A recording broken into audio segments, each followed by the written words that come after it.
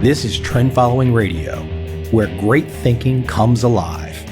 Nobel Prize winners, legendary traders, best-selling authors, and the pros that know what drive us irrational human beings. I am your host, Michael Covel. Not filtered, raw, honest. That's my passion.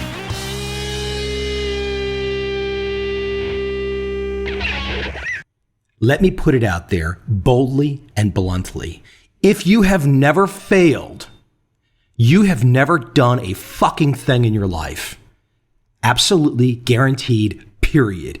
If you've never failed, you've done nothing. Why all the anger this morning? Well, I wouldn't call it exactly anger, but why the In the last few weeks, I've seen many people, many situations come at me. And it seems like from the trading perspective, maybe even the life perspective, we've created a fantasy. And the fantasy goes something like this. Markets go up forever. I make consistent money every year. There's somebody to take care of me when something goes wrong. There will never be failure because there's caring everywhere. The Federal Reserve cares about you. The local politicians care about you. The national politicians care about you. Someone cares about you, and you will never hit the ground. Your face will never hit that sidewalk because somebody cares. There's a warm embrace, a big hug. You don't have to fail. And I guess that is true. You can go through life not failing, but you're just not going to do anything. You are absolutely not going to do anything. Risk means failure. To risk is to fail. To risk is to lose. If you're not willing to lose, you will not get the gain. Why is this? It's quite simple, because the vast majority of people are scared of their shadow. They don't want to do anything. They don't want to take a risk. This is a conditioning that is spread across the globe by leaders, by media. And it's to dumb people down, to get them to the point where they no longer think for themselves. They're coddled, overweight, sitting around waiting for something to happen, waiting for someone to give them something, a warm embrace, a caring hug. They are not taking action. They are not leaping into the abyss of the unknown. There is no guarantee. That's the point. That's the excitement, that there is no guarantee. Of course, I'm not the only person that thinks like this. I've missed more than 9,000 shots in my career. I've lost almost 300 games. 26 times I've been trusted to take the game-winning shot and missed. I've failed over and over and over again in my life. And that is why I succeed. Now, sadly, some people will hear Michael Jordan say that, and they will immediately jump to the Michael Jordan of today, the billionaire owner of a professional sports team. They won't look back on the young guy that was cut from his basketball team in high school. He wasn't good enough. The greatest player wasn't good enough in high school. So what was that extra determination? What was that extra motivation to keep going, to keep pushing? There's many guys that are 6'6", around 200 pounds, great athletic physique. They could jump as high as Michael Jordan. Or I should say, as high as Michael Jordan could jump now, because I've seen some recent YouTube videos. And he doesn't, of course, have the spring in his legs now past the age of 50. But hey, listen, that happens to us all. So what made him different? I sometimes get the feedback on my podcast or in my writings. I mean, of course, I'll talk about trading systems. I'll put examples of trading systems out there. I'll give very specific trend following details. But there's always this crank out there who just says, well, you just keep talking about philosophy and psychology, and that's not really useful to me. I just need the rules. That is the guarantee of a walking failure. That guy is the failure. That's the wrong thinking. I've been so fortunate to be up close and personal to some of the brightest minds that we have today. Why is Michael Jordan a success? Was it just the physicality? No, it was the mind. Every great conversation was about the philosophical construct, the psychological construct, the ambition, the drive, the process. You talk process with great minds. You don't talk outcomes with great minds. Losers talk about outcomes. When you have a great mind in front of you, you talk about process. What are you going to do each step of the way, each iteration? Do you really think you sit down with one of the most successful people on the planet and you talk about his pot of gold? That bores the shit out of them. They could care less. Money is a means to keep score. You don't sit around and count your freaking money. I mean, some people might. Who the hell wants to be that person? Let me insert a little bit more on this topic of failure. Failure is a part of the learning process, right? What's the risk of failure? What, you'll be embarrassed or risk of failure? How do you distinguish failure from learning? In your whole life, failure implies that it stopped, that the game stops, right? If it's part of you're failing and then you learn, then that learning is part of the moving forward, right? So that is what the process is like. Fail, learn, move forward, and constantly do that because you're cutting edge. You're going where people haven't been before in inventiveness.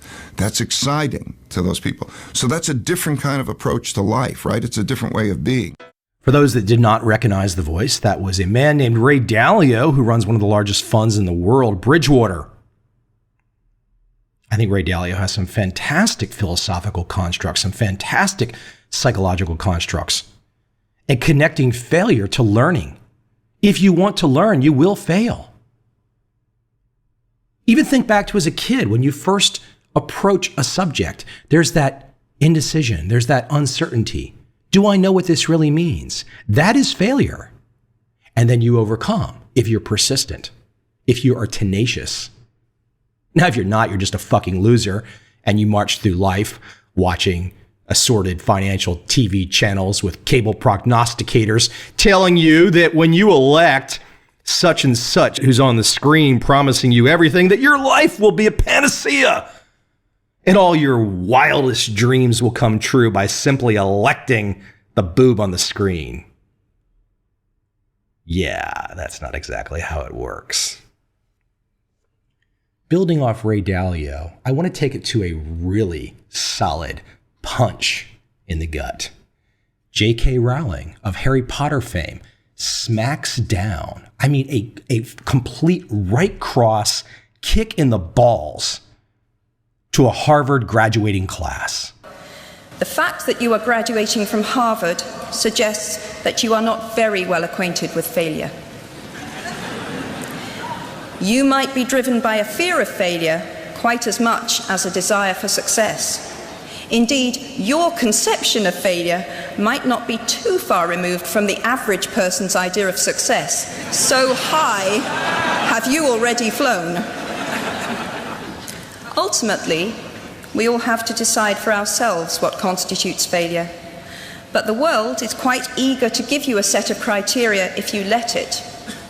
So I think it fair to say that by any conventional measure, a mere 7 years after my graduation day, I had failed on an epic scale.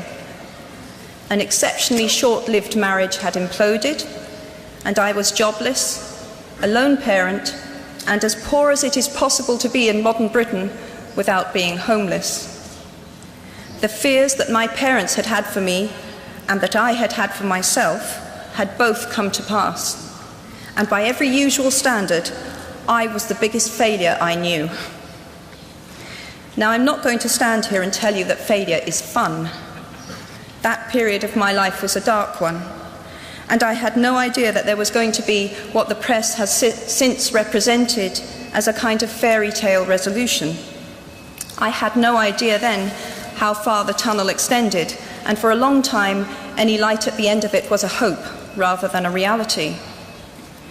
So why do I talk about the benefits of failure? Simply because failure meant a stripping away of the inessential. I stopped pretending to myself that I was anything other than what I was, and began to direct all my energy into finishing the only work that mattered to me.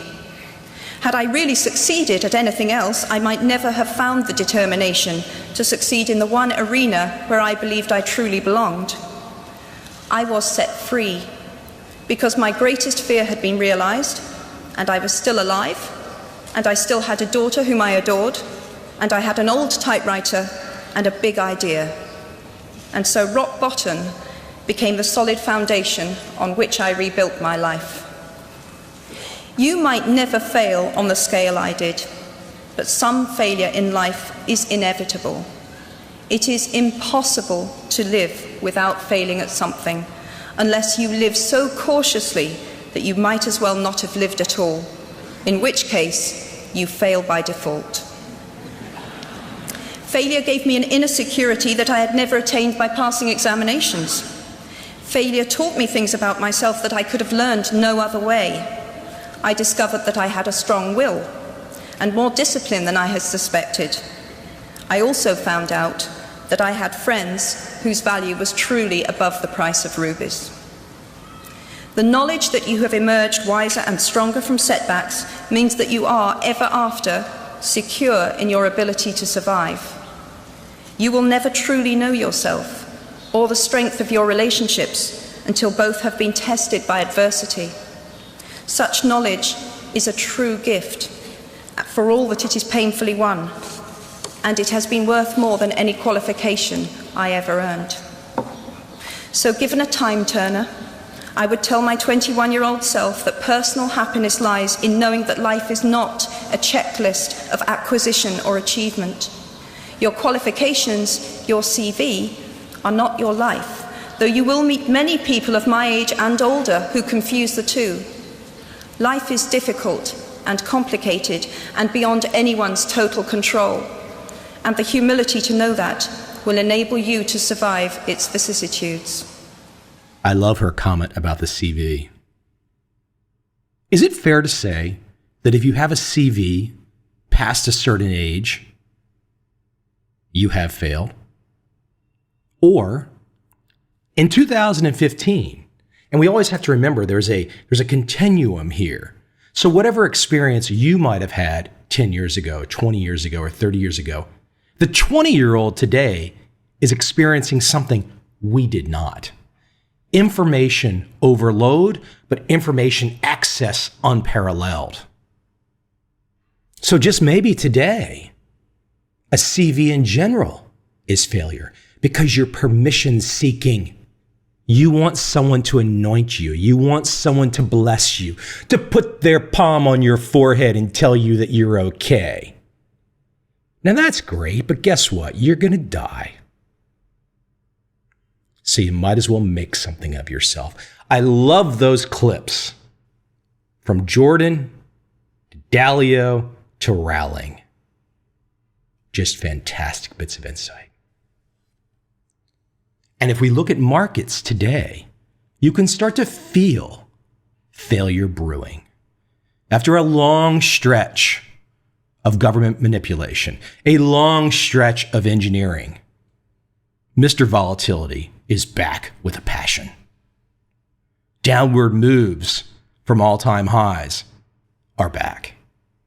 Things are far less certain. We can guarantee that many people who thought they had made it were super uber wealthy, riding the long-only train, have gotten killed financially in the last few months. Beyond a shadow of a doubt, they might not raise their hand and come out onto the major media programs and say, oh, by the way, I'm a complete freaking moron and I lost it all. But when you see this kind of volatility, the zero-sum aspect of the markets are kicking into high gear, and money is moving back and forth. and people are losing. It's a great opportunity for you to start to think about strategy. What type of strategy do you want for the long haul? Do you want a strategy that is predicated on the myth of rational markets, the myth of the efficient market hypothesis, the myth of the buy and hold mutual fund, the myth of Warren Buffett? And that is by no means a knock at Warren Buffett, but the myth in the bookstore is just that, a myth. Are you going to rely on the caring of whoever is leading whatever central bank in whichever country? Is that your plan? Do you really trust that plan? How does that plan make you feel? Insecure? No confidence? Like a slave? It is a form of slavery. I'm not saying some of the strategies that I talk about in my life, on my podcast, in my books, are perfection. There is no perfection for dealing with uncertainty. Am I comfortable with giving my soul, giving my mind over to these people that make me promises? Promises that I know they don't have the ability to make, they don't have the ability to pay out on. But I'm so weak-minded, I'm so not confident that I will trust the talking head. Is that your existence? Is that what you want? That's a really tough life. On a happier note, one of my favorites is Johnny Cash, the Man in Black. I don't know what it is about him exactly, and clearly he led a chaotic life. But to watch him sing with his wife, June Carter Cash, to watch that combination, that synthesis, that collaboration, that chemistry, that's the kind of thing that makes me wake up every day and say, I am going to create. I am going to make something happen. I am going to be an entrepreneur. I'm going to have a trading process that is sound. I'm motivated from the Johnny Cashes of the world. I wish we had more of them.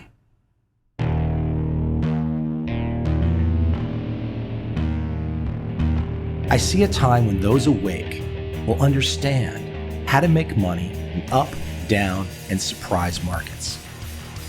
Whether new trader or experienced, college student or financial advisor, protecting against a crash or just trying to make a lot of money, trend following offers everyone an answer in uncertain times. To get started immediately, send me an email, michael@covel.com. I will send you the right trend following steps to take along with my free video. But if you want to buy and hold, trust the government and trust Wall Street, this is absolutely not for you.